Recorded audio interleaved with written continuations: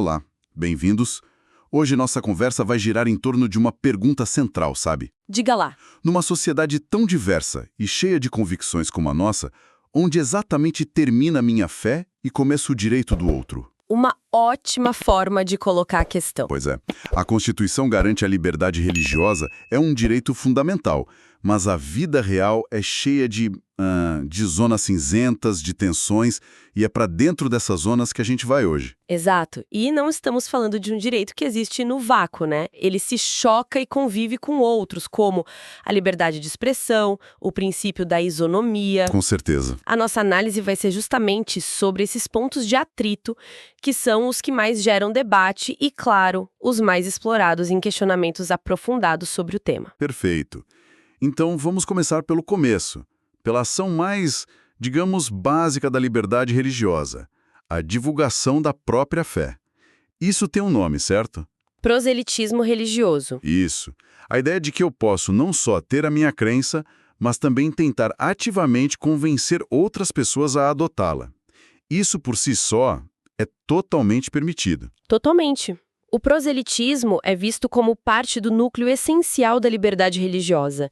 A capacidade de compartilhar, de debater e até de criticar outras visões de mundo faz parte do jogo democrático, sabe? Certo. A Constituição protege a manifestação, não só a crença íntima. Exatamente. Ela protege a exteriorização dessa crença. Mas é aí que a coisa esquenta. Se eu posso criticar outra religião para valorizar a minha, qual é o limite? Um líder religioso, no calor do sermão, pode dizer absolutamente qualquer coisa sobre outra fé? Onde que uma crítica, talvez até um pouco agressiva, vira um crime? Essa é a pergunta de $1 milhão. E a resposta é um sonoro não. Não pode, então. De jeito nenhum. A liberdade religiosa não é um direito absoluto. Não é um cheque em branco. Ela esbarra, e esbarra com força, no mesmo limite de outros direitos. A dignidade da pessoa humana e a proibição do discurso de ódio. O famoso discurso de ódio. Sim. Um líder religioso não pode usar o púlpito ou as redes sociais como um escudo para incitar violência, discriminação ou para propagar o ódio contra grupos. E como é que a gente define essa fronteira na prática? Porque, bom, o que é crítica dura para um, pode ser discurso de ódio para outro. Exatamente. A teoria é clara, mas o mundo real é confuso.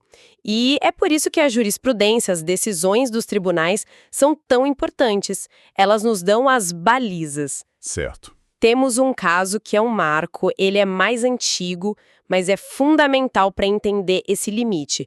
O caso Siegfried Ellwanger. Lembro desse caso. Ele publicava livros com conteúdo neonazista, antissemita, não é? Isso. E a defesa dele, claro, invocou a liberdade de expressão.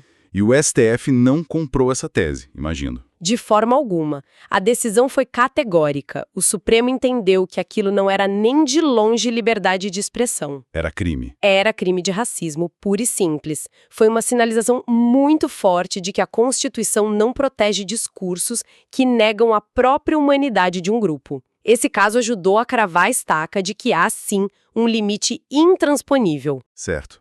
Esse caso parece extremo, quase óbvio. Mas a coisa complica em situações menos evidentes, né? Pelas nossas fontes, temos 2 casos mais recentes que ilustram bem essa zona cinzenta. Um de 2017. Envolvia um líder católico que publicou um livro com críticas pesadíssimas ao espiritismo, chegando a chamar a doutrina de coisa do diabo. Certo. E pouco tempo depois, em 2018, um pastor teve manifestações em redes sociais que foram consideradas ilegais. À primeira vista, parecem situações bem semelhantes. Parecem, mas os desfechos foram diferentes, e é aí que a análise fica fascinante. No caso do líder católico, o STF, mesmo classificando a fala como arrogante e pedante, são palavras dos próprios ministros. Arrogante e pedante? Isso. Mesmo assim, eles entenderam que a fala ainda assim seria no campo da liberdade religiosa. Era uma crítica, uma disputa teológica, ainda que em termos muito duros. Ok. Então, chamar a fé alheia de coisa do diabo foi considerado aceitável. O que o pastor fez de tão diferente para ter a manifestação dele considerada criminosa? A diferença está na consequência do discurso. No caso do pastor, o entendimento foi de que a fala não era apenas uma crítica a uma doutrina. Ela resvalava para um ataque às pessoas, incitando a intolerância e o preconceito contra os seguidores daquelas religiões. Entendi. A mensagem extrapolava a crítica teológica e passava a sugerir que aquele grupo era um mal a ser combatido na sociedade. Peraí, então a linha divisória não é a ofensa em si, mas a intenção por trás dela, se é uma crítica à ideia ou um ataque às pessoas. Isso ainda me parece muito subjetivo. É uma boa pergunta. Como que o tribunal objetiva isso? Qual é a régua que eles usam? Exato. Para sair do subjetivismo, o STF, especialmente a partir de um voto histórico do ministro Edson Fachin, consolidou uma espécie de teste de 3 etapas. Um teste. Sim, um roteiro lógico para analisar se uma manifestação religiosa cruza a linha do discurso de ódio. Para quem estuda para concursos, entender essas 3 etapas é fundamental, porque é aqui que as questões se aprofundam. Ok, vamos destrinchar isso. Qual é a primeira etapa? A primeira etapa é o caráter cognitivo. A mensagem precisa, primeiro, estabelecer uma distinção, atestar uma desigualdade entre grupos. É o básico da disputa religiosa. A minha religião é a verdadeira, a sua é errada. Certo. Ou, meu Deus é o único, os seus são falsos. Aqui você está só estabelecendo uma diferença de crença. Tá, uma afirmação de identidade. Nós somos assim, vocês são diferentes. Até aí, tudo bem. E o segundo passo? O segundo é o caráter valorativo. A mensagem vai além de dizer que os grupos são diferentes. Ela expressa uma relação de superioridade. É o discurso do tipo: nós, da minha fé, somos melhores, mais puros, mais corretos que eles. Veja, aqui a coisa já fica mais tensa. O próprio STF chamou o discurso do líder católico de arrogante e pedante, justamente por causa dessa etapa. Faz sentido. Mas, e aqui está o pulo do gato, mesmo passando por essas 2 etapas, o discurso ainda pode ser considerado legítimo. Sério? Então até o ponto de se sentir superior ainda é jogo. Isso parece contraintuitivo.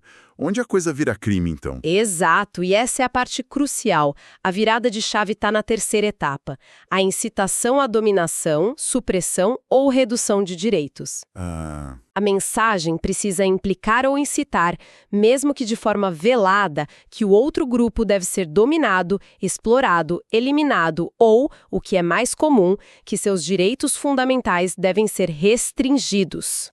Então a intenção muda completamente. Não é mais sobre eu sou melhor, e sim sobre você deveria ter menos. Precisamente. Menos direitos, menos espaço na sociedade, menos proteção legal. Você capturou a essência. A fala precisa ter essa consequência prática de diminuir o outro perante a lei ou a sociedade. É por isso que o discurso do líder católico foi visto como uma disputa de ideias. Entendi. Já a manifestação do pastor foi entendida como um passo além, um passo em direção a essa terceira etapa. O que o STF está dizendo é que o limite não é a ofensa, o limite é o dano.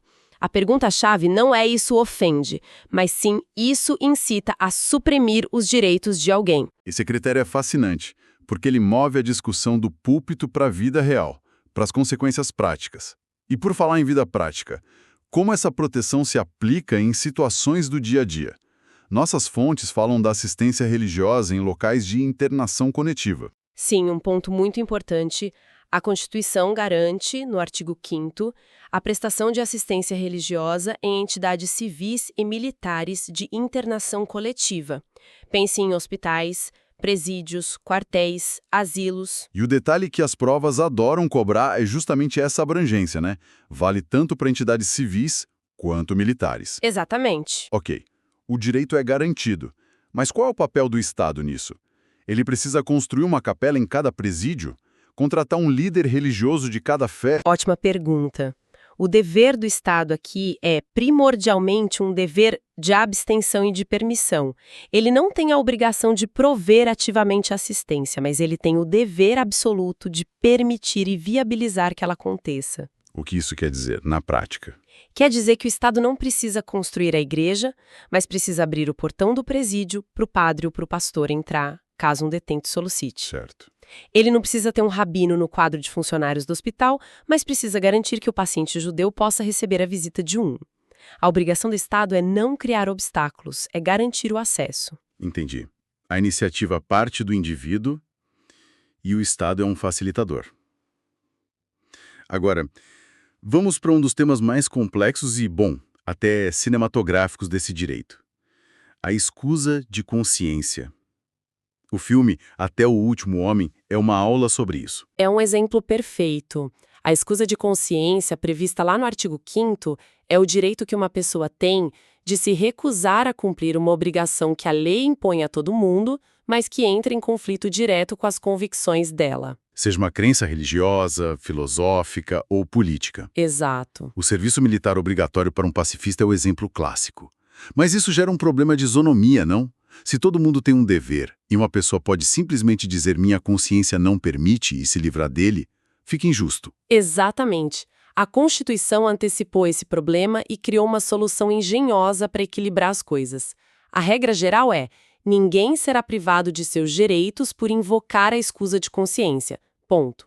Contudo, Sempre tem um contudo. sempre tem.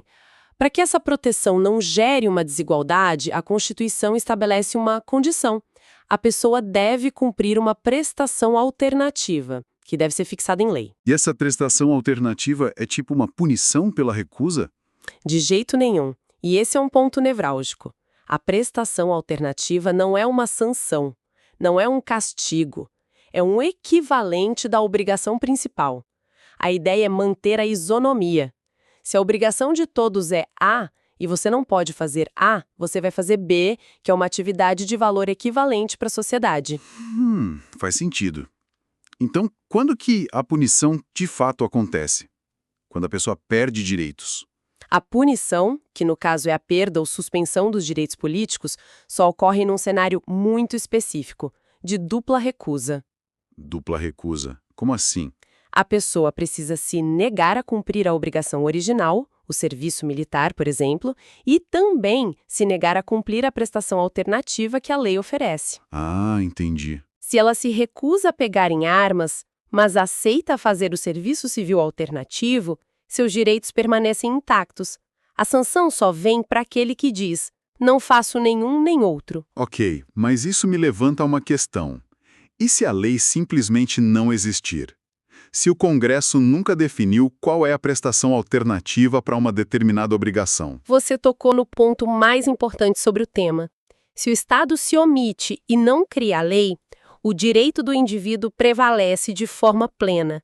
A pessoa não pode ser punida pela inércia do legislador. Uau! Então a pessoa se livra da obrigação sem nenhuma contrapartida? Nesse caso, sim. Fica dispensada da obrigação sem ter que cumprir nada no lugar e sem sofrer qualquer sanção. Mas isso não cria aquela mesma injustiça que a prestação alternativa queria evitar? Sim, cria uma situação de desigualdade, mas a culpa, nesse caso, é do Estado omisso e não do cidadão. O STF entende que o direito fundamental não pode ficar refém da boa vontade do Congresso. Pode dar um exemplo prático? Claro, a convocação para ser mesário em eleições é uma obrigação. Se uma pessoa, por exemplo, um adventista do sétimo dia, se recusa, por sua crença, de guardar o sábado e não existe lei prevendo uma alternativa para mesários, ela simplesmente não será punida. Que interessante. E é por isso que, no jargão jurídico, a gente diz que essa norma da escusa de consciência é uma norma de eficácia contida. Eficácia contida. Pense assim, o direito já nasce pronto para ser usado, tem aplicabilidade imediata. Mas ele tem um espaço em branco, uma possibilidade de ser regulamentado por uma lei que venha a conter ou delinear seus efeitos, no caso definindo a prestação alternativa. Enquanto essa lei não vem, o direito vale na sua forma mais ampla. Que resumo fantástico. Então, recapitulando a nossa conversa, a gente partiu da ideia de que a liberdade religiosa é ampla, inclui o direito de tentar convencer os outros. Mas para num sinal vermelho do discurso de ódio. Exato. E vimos que o STF tem uma régua bem definida, em 3 etapas, para medir isso, focando não na ofensa, mas na incitação à supressão de direitos. Exato. E depois mergulhamos nas aplicações práticas, como o dever do Estado de apenas permitir e não prover assistência religiosa. E fechamos com a escusa de consciência, esse mecanismo que protege a convicção individual, mas que busca o equilíbrio através da prestação alternativa. Um equilíbrio que, como vimos, depende da ação do legislador para ser plenamente justo. No fim das contas, é essa busca constante por equilíbrio entre proteger a consciência do indivíduo e garantir a coesão de uma sociedade plural. Perfeito. Analisamos em detalhes como a convicção individual é protegida, mesmo quando vai contra uma obrigação imposta a todos. Mas, e quando essa convicção individual não fica só dentro de casa, mas se une a de outras pessoas e busca o espaço público para se manifestar coletivamente? Boa questão. O que acontece quando a expressão de uma crença ou ideia deixa de ser um ato individual e se torna uma voz coletiva nas ruas? Essa é uma questão fundamental para explorarmos em seguida. Se este conteúdo te ajudou nos seus estudos para concursos públicos, aproveite e assista agora a outros vídeos de nosso canal. Aqui você encontra material gratuito, dicas de estudo e conteúdos atualizados para concursos públicos. Inscreva-se no canal, ative o sininho para não perder nenhuma aula, compartilhe com outros concurseiros e deixe seu comentário com dúvidas ou sugestões. Pode Passar Cast. Conteúdo certo para quem estuda para passar em concurso público.